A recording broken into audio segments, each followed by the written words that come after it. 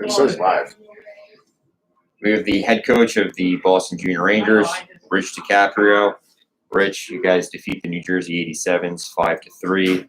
Your initial thoughts on today's game? We knew what today meant for both of us, for us and for them. It was a big game, and going up against a team we hadn't played all year, but we watched all year, and we knew that we were going up against a really good team. And we were up 3-0 after the first, and I knew there was going to be pushback, and we expected it. And all of a sudden, it's 3-2 after the second. And went and walked. I'm just like, this is not a surprise. We're playing a team that's both of our lives are on the line. And then the third period was really exciting. And, it was a good game. It was well officiated. I will say that today.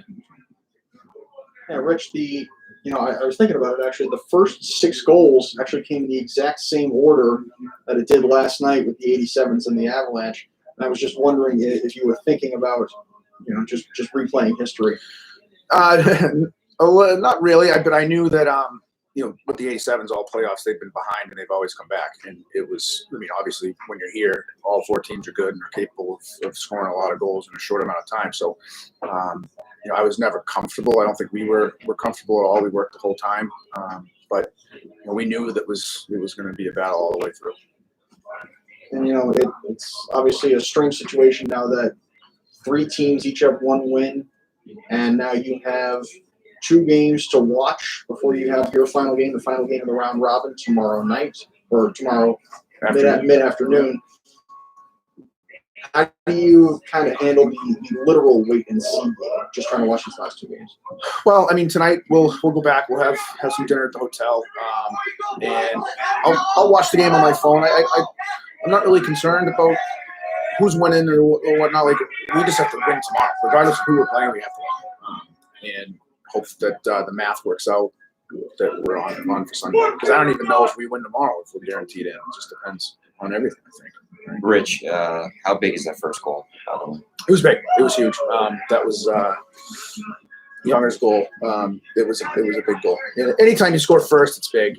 You kind of build your energy off of it, and then obviously the next 2 were huge. But I thought Nate Matthews' goal in the third was really big. It was 3-2 at the time, and that making it 4-2 really kind of, I felt, put them kind of back on their heels a little bit and a little bit more nervous. Well, I was actually going to ask, it's again a similar situation to last night between the 87's and the Avalanche. Chris Sorella talked about how the 4th goal for New Hampshire and quoting that 87's momentum was incredibly important. I would have to imagine it was the same today. It was. The 87's there were quite a few moments where, like, we couldn't get the puck out. They were hemming us in. They were coming hard, and we expected it. And the guys were able to weather the storm and come out on top at the end. But they're a great team. Obviously, we hadn't seen them live all year, but we just got to play against them, and you can see why they won the South. And they're a tough team to play against for sure. Rich, I kind of noticed in warm-ups, and I know it's just warm-ups, but your team just seemed a little more relaxed and in a good way, and just very focused. And it seemed like there was a job at task for sure. Is that fair to say? And what was the vibe like in the locker room? I think so. It was. We knew what we had to do today. We knew, I know I didn't really want to talk about yesterday, but what happened with us yesterday, the way that game ended and the way it ended really kind of got my guys fired up. So we were ready to go today. We weren't in a panic mode. We knew that we just had to go play a 60-minute hockey game, and it was going to be a war regardless. And I thought the guys did a great job. Stay composed, control their energy on the bench. And we're able to get it done. Who's the MVP tonight, or first star?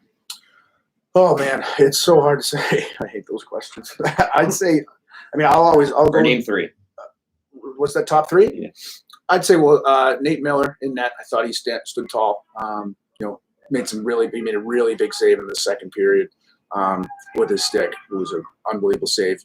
I thought Connor Bazal, that line was really good. So I'll give the second star to 3 guys, and then the Nate Matthews with the winning goal. The first game obviously was an incredible game for Joey Schaefer and for Nathan Young, but all 3 goals that you got in game 1 were from the first line, and then again from the first line today.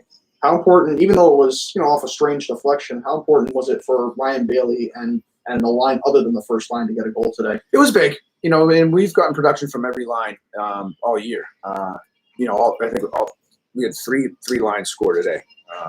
But we don't, it comes from everybody. If the white line's not scoring, the red line's going to score. If the red line's not scoring and the white line's a little cold, the blue line's going to score. The gold line might score a goal here and there. So it was good to get the other 2 lines involved down here. So hopefully we can get them going again tomorrow. All right, Rich. Thank you for your time. That's the head coach of the Boston Junior Rangers, Rich DiCaprio. Now we're going to bring in center Nathan Young of the Boston Junior Rangers. Thanks.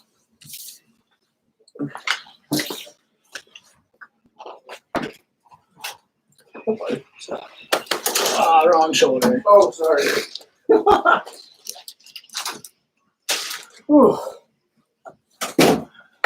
This is Nathan Young, Boston Junior Rangers. Thanks for taking the time to do this, Nathan. You guys win 5-3. What's your initial thought on the win? I mean, it was a big win for us. Obviously, after dropping the game yesterday, this was a key win for us. We had to win, do or die game for both teams. So it's good momentum moving into the game tomorrow. Nathan, your top line was obviously the best yesterday with you contributing 3 assists, Joey Schaefer getting the hat trick, but it was in a losing effort. And you got a couple of goals today. Connor Bazal got the empty netter. You got one early personally. How did it feel to be able to not only put one on the board from your own line, but to actually be able to be the top line of victory? I mean, we try not to think about it that way.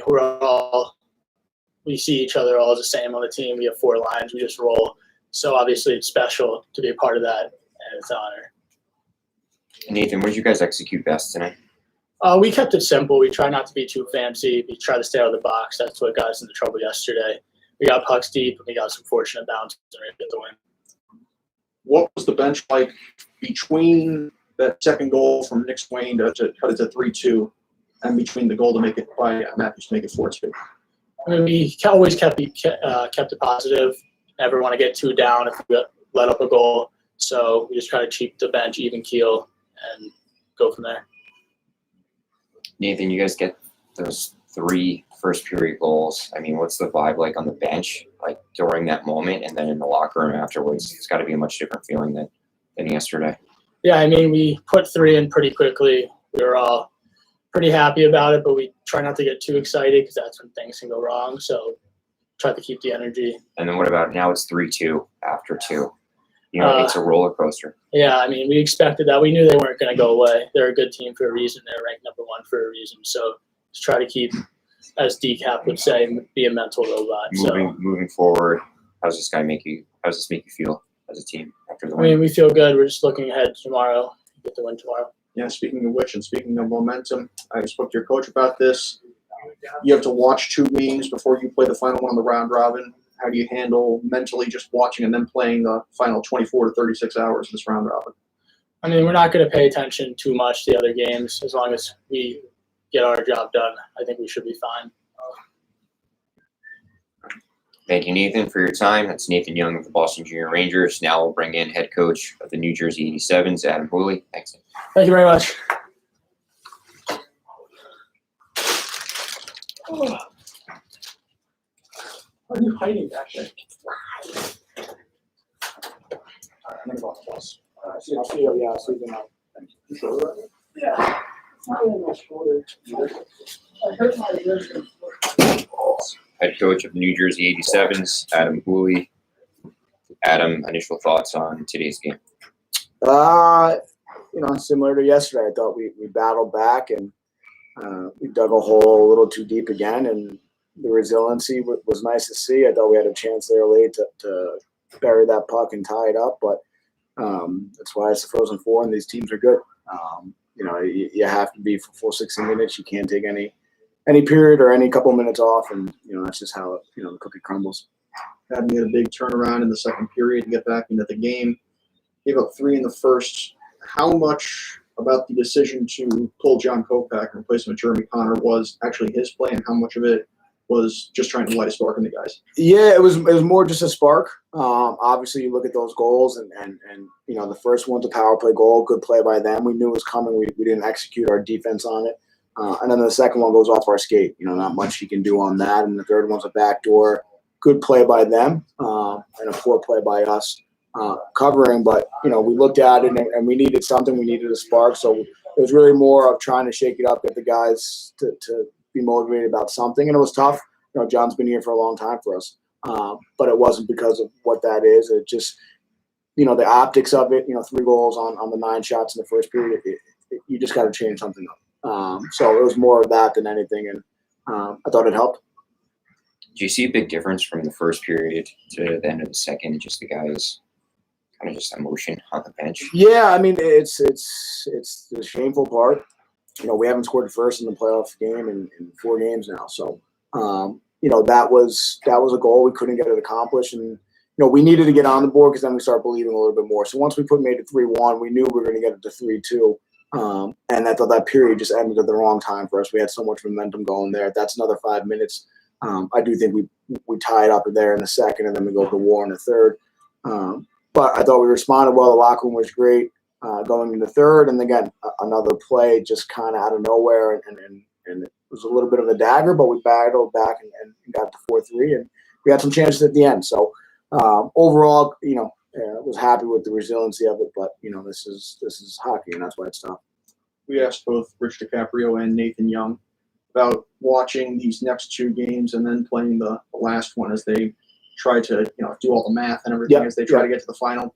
It's obviously a little bit of a different situation for you guys. You need a little more help, but how do you try to handle just watching this game tonight before going into tomorrow? I just think, you know, we are Avalanche fans now. We're going to need help from those guys. And I told them when we left the room today, it was emotional, but I think ultimately we needed to be focused and ready to go tomorrow. We need to be hard on pucks. We need to get a win, and that's our priority. We want to win the game.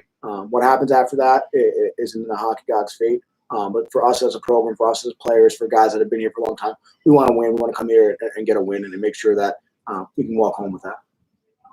Thanks, Adam. Thank you for your time. Best of luck tomorrow. Thanks. Head coach of New Jersey 87's, Adam Klee. Thanks, Liz.